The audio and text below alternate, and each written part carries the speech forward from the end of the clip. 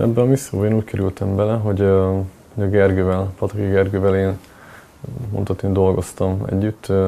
Ugye ő ilyen, és mondhatni, hogy mentorom volt. Ugye amikor én végzős hallgató voltam az egyetemen, akkor én Gergőhöz jártam asszisztálni, neki segítettem a műtétjein, és hát ott lettünk jóban, és hát ott több mint egy évig ugye dolgoztam Gergővel, hogy ez nekem akkor is egy nagyon jó lehetőség volt, hogy mint ugye fiatal sebészvárományos, ugye Gergő megengedte, hogy tőle tanulhassak. És aztán ugye jóban maradtunk később is, és aztán szóba került ez a projekt, amikor így beszélgettünk, és gondolt rám is, mint ilyen fiatalra, és ezzel ugye ilyen lehetőséget biztosított nekem, hogy egy ilyen nagyon nagy volumenű projektben részt vessek, amit ezúton is köszönök neki. És hát legelőször én akkor értesültem róla, amikor hát szerintem akkor együtt találkoztunk ezen a vacsorán, úgy hivatalosan úgy értem. Persze voltak már beszélgetéseink előtte róla, de hát amikor a Hudák doktor elvégezte az endovaszkuláris endovénás szétválasztást, akkor már ugye tudtam ugye a projektről, és akkor már így volt, szóban volt. Hudák doktor, ő zsenés a saját szakterületén. Nem is annyira érsebészet, nyilván az endovaszkuláris műtéti eljárások, az egy teljesen külön perspektíva. Az érsebészet az agyérekkel nem foglalkozik, mert az endovaszkuláris dolgokat az idegsebészek vagy olyan neurointervenciós radiológusok csinálják, akiknek külön licenszvizsgát kell erről tenniük. Hudák doktor itthon és külföldön is ebben zseniális, amit csinál. Szóval mondhatni, hogy érsebészeti beavatkozásokat csinál, de az agyon belül, tehát a koponyán belül intrakraniálisan, és nyilván ez így összekötött engem ezzel a projekttel, ugye, hogy érsebész rezidensként dolgozom, és engem ez a része is borzasztóan érdekelt. Ugyanakkor az a része is, amit a Csókai doktor csinált, mert én őt is ismertem régebről, én voltam náluk, töltöttem gyakorlatot többször is, az idegsebészet is nagyon érdekelt. Valószínűleg azért is, mert ez egy olyan szakterület, ami sebészet, viszont ugye olyan területekkel foglalkozik, ami tényleg nagyon apró nüanszokon múlik, hogy milyen hatást váltatunk ki egy bizonyos beavatkozással. Ugye ez a lányokra nagyon is igaz, valószínűleg emiatt is érdekelt az idegsebészet is annó. Visszatérve, Hudák doktor, ő ugye idegsebész alapvetően, viszont ő nem is nyitott műtétet, úgy tudom, nem is csinál. Szóval ő szinte csak ezzel foglalkozik, az endovaszkuláris eljárásokkal. És tényleg a munkáját így jó volt, ugye a munkájának a gyümölcsét nekem látni, és tényleg nagyon érdekes. És hát egyedülálló az, hogy ezt meg tudta csinálni, szóval az, hogy 32 vénát zárt le, azt nem tudom, hogy meg tudta volna valaki más csinálni.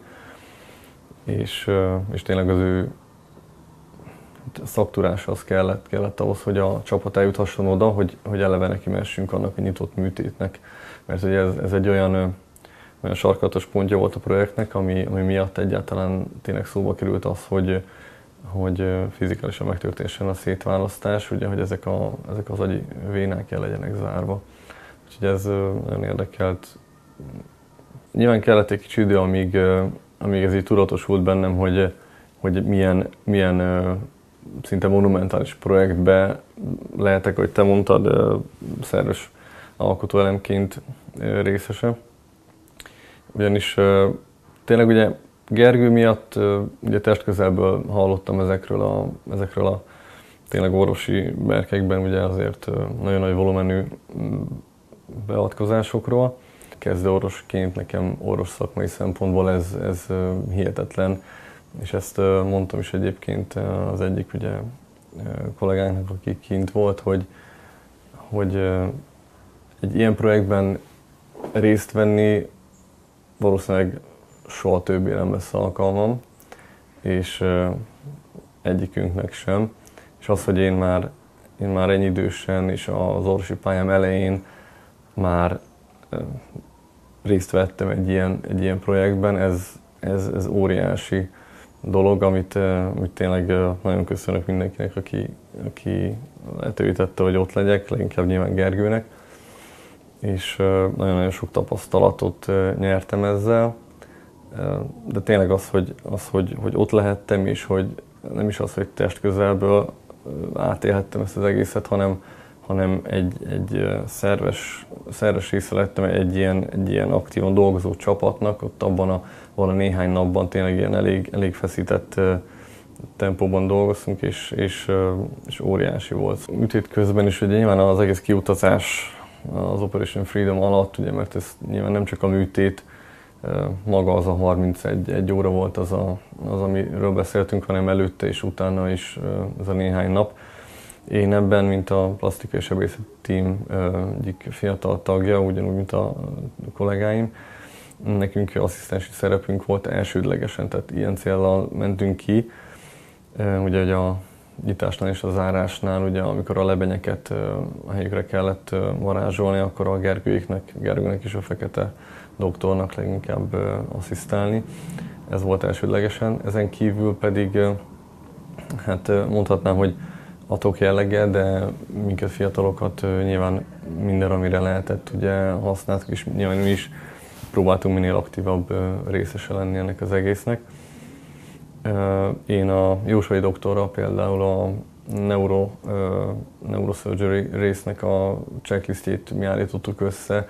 Én voltam kijelölve arra, hogy figyeljem azt, hogy az egyes műtéti fázisokban, ha egy etapnak vége volt, akkor én vizsgáltam át, hogy minden addigi lépés, ami meg kellett, hogy történjen, az sikeres-e, megvan-e, hogy léphetünk-e tovább a következő fázisra, mert nyilván ezt nagyon sok, tehát több fázisra felosztottuk ezt a műtétet, és mindegyik nagyon meg volt komponálva. Szóval én úgy írtam ezt az egész műtétsorozatot, és ennek ugye a fő felvonását, ugye a szétválasztást, hogy olyan volt, mint egy opera. Szóval mi erre napokon keresztül készültünk tényleg. Tehát ilyen száraz gyakorlatokat csináltunk, úgyhogy ugye nyilván a gyerekek ők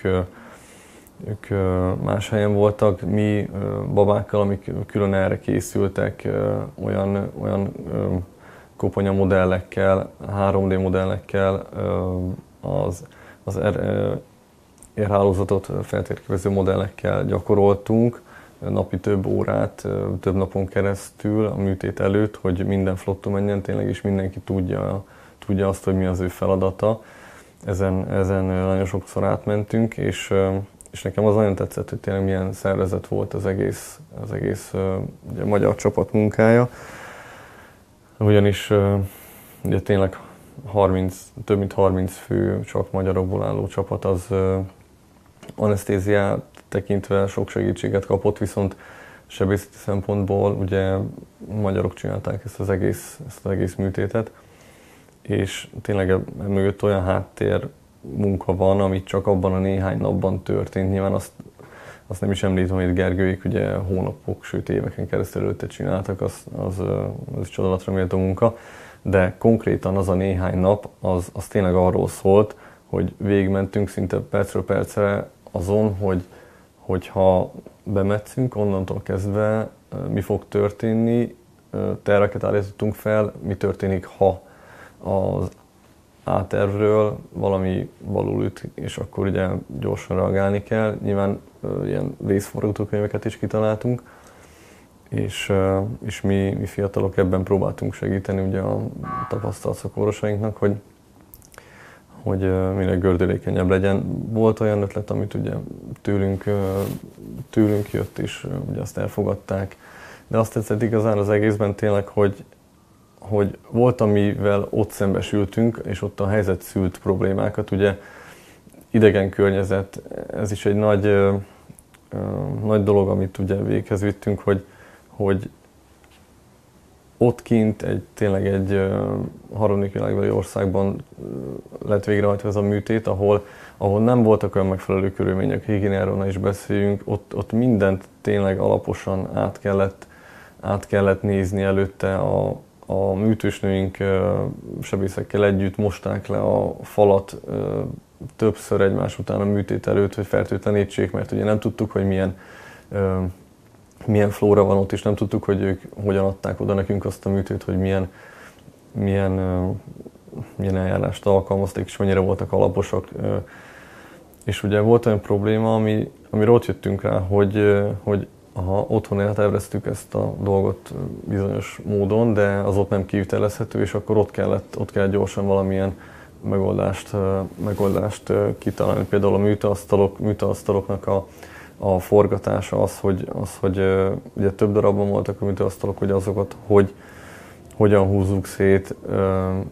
Szóval ilyenekre gondolok, ez nagyon jó volt látni azt tényleg, hogy mindenkinek állt az agya, és csapatként tényleg együtt tudtunk működni, és ott találtunk ki dolgokat, és nyilván volt olyan, mondom, amit fiatal talált ki, és elfogadtak a tapasztaltabb kollégák, és volt, amit Csókai doktor mondott, hogy például a Fekete doktornak volt egy javaslata a koponya építése, és az addig hónapokon át tervezett procedúrát megváltoztatták egy kicsit, amiatt, hogy a lányok kedvezőbb helyzetben térhessenek ki a műtőből. Egy műtőblokknál ugye nem mindig a műtőben vannak az operatőrök és asszisztensek, hanem mondjuk a két műtét között nincs ideje valakinek arra, hogy visszamenjen az osztályra, ez ugyanúgy Magyarországon is így működik. Ők akkor a pihenőszobában vannak. Mi ilyen restroomokat alakítottunk ki ott is, és hát a bangladesek alakítottak ki nekünk. És nagyon, visszatérve, ez is nagyon jól meg volt komponálva. Volt egy Kalatovics Artúr volt az, aki szervezte az egészet, és a Valálék doktor, ők felügyeltek azért, hogy az előre megbeszélt időpontokban csak az lehessen bent a műtőben, akinek éppen ott van dolga. Éppen azért mert egy nagyon zárt térben voltunk, és ugye egy ilyen műtétnél ugye nyilván sem mindegy, hogy milyen hőmérsékleten megy. A klíma az, ha 35 ember van bent egy ekkora helyiségben, hosszú órákról beszélünk, akkor nyilván nem tudta volna azt a hőfokot biztosítani, ami optimális lett volna ez a műtéthez.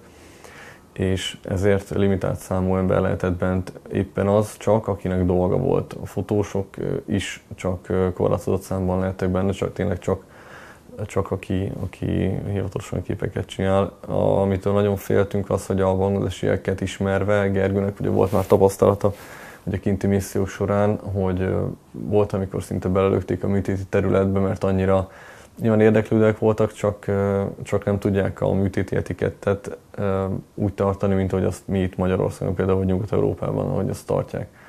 És attól féltünk nagyon, hogy mi lesz, hogyha beszabadulnak rengetegen a műtőben, mert nyilván ez egy kuriózum volt ez a műtét, nekik is, nekünk is, és nyilván minél többen akartak volna ott lenni. Ez nagyon jól lett koordinálva, mert írtunk egy listát, hogy ki lehet bent, és azon kívül más nem engedtek be az Artúrék. És én összesen, hát nem tudom, talán 10 és 15 óra közötti időtartamot voltam bent a műtőben összesen, nyilván több részre bontva. Volt, amikor a műszerelésben segítettem a műtősnőket, viszont ugye a legfontosabb fázis, ami engem ért, ugye a neurocheckingen kívül, az ugye a zárásnál volt.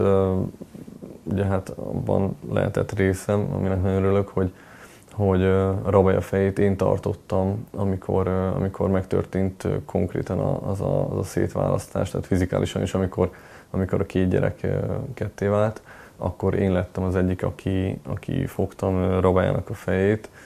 És igaz, hogy nem volt nagy feladatom, nem tűnt nagynak, de tudtam, hogy milyen labilis ilyenkor az agy szerkezete, és hogy a koponyatcsontok mennyire nem tartják, és nekem csak annyi volt a feladatom abban a pillanatban, amikor széthúztuk őket, hogy csak tartsam, de tényleg tudtam, hogy milyen jelentőséggel bír az, hogy a lehető legstabilabban tartsam, és éppen azért tényleg próbáltam, hogy millimétert sem mozduljon el a kezem, nyilván akkor csak arra tudtam fókuszálni.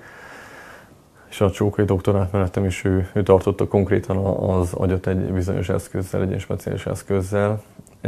Akkor még nem is tudtam igazából átélni azt, hogy minek voltam a részese akkor konkrétan, mert akkor tényleg arra fókuszáltam, hogy azt a feladatot, amit rám bíztak, azt maximálisan lássam el.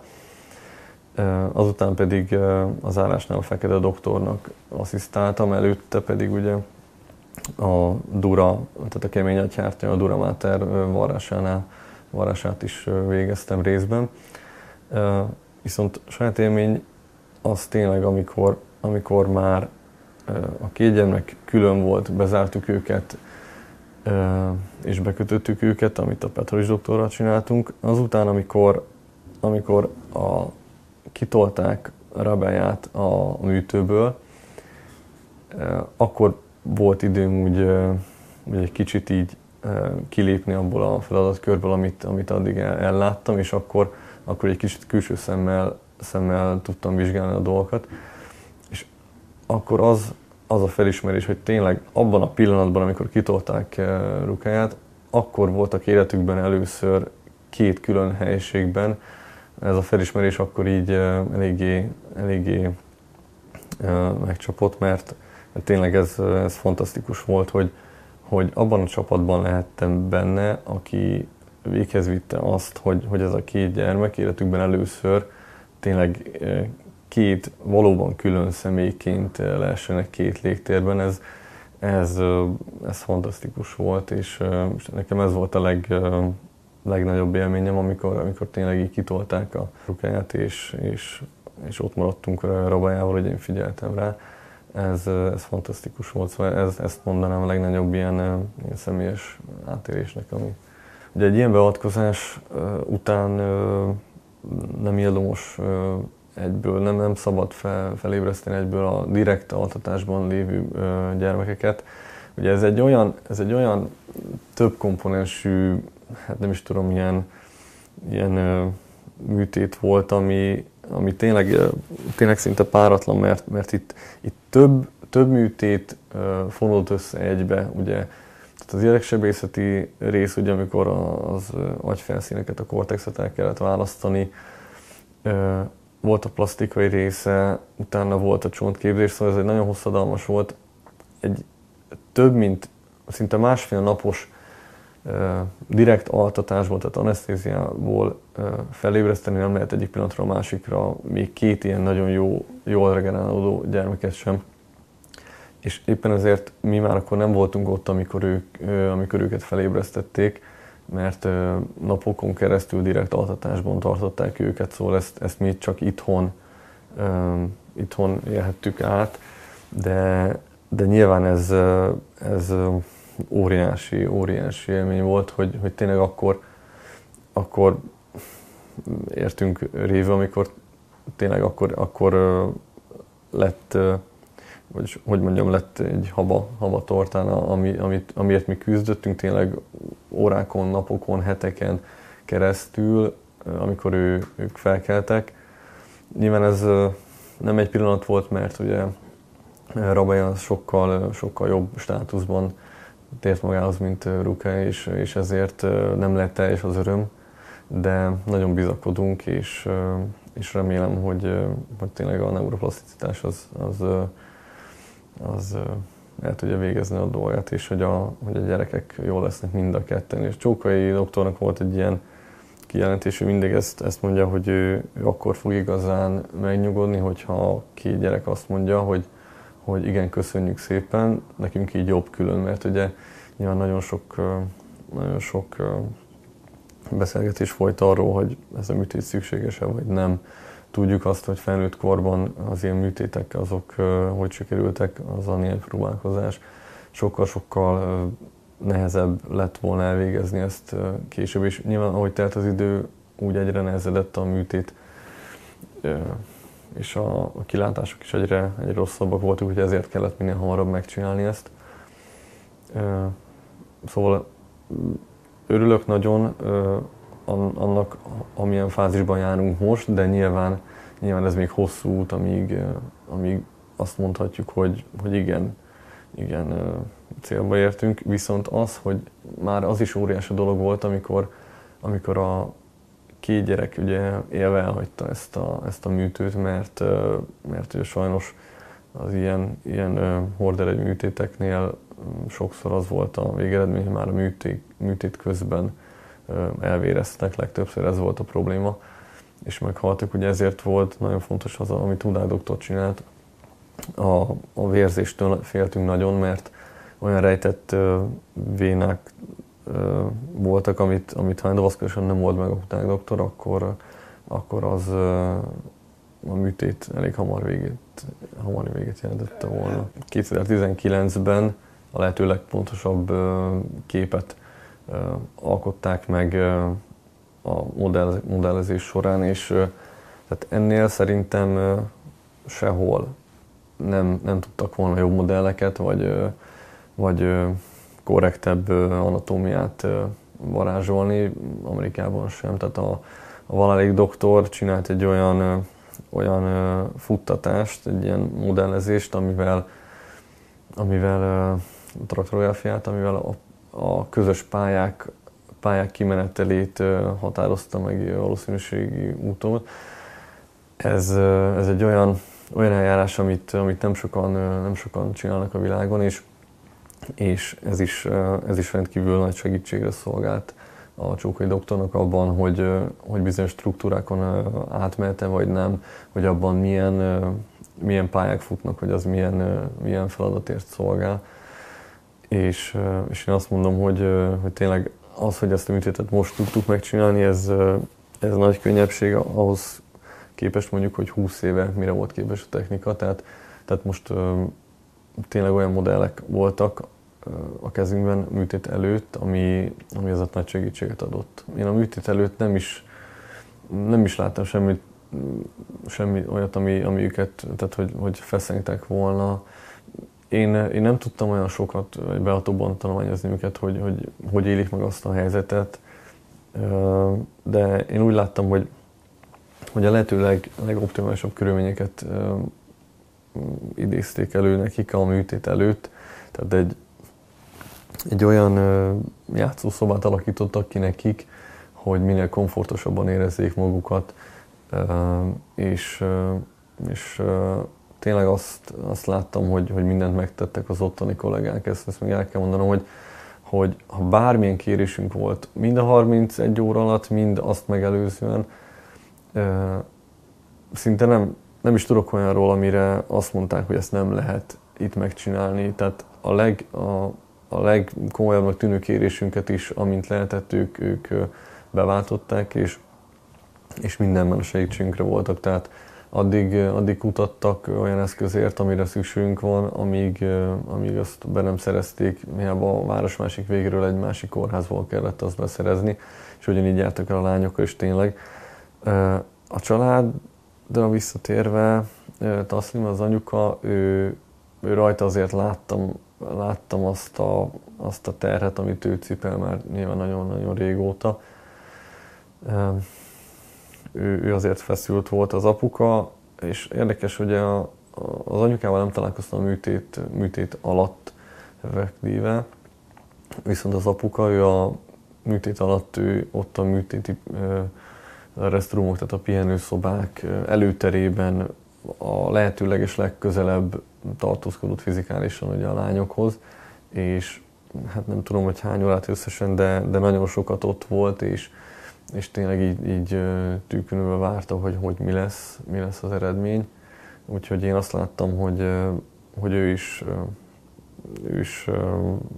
teljes szívvel és lélekkel a lányokért van, és mert ugye tudom, hogy itthon, amíg itt a tágításon voltak a megelőző plastikai kezelések során, addig az apuka nem talált úgy igazán a helyét, és akkor úgy érezhették sokan, hogy nem, és mondjam így, nem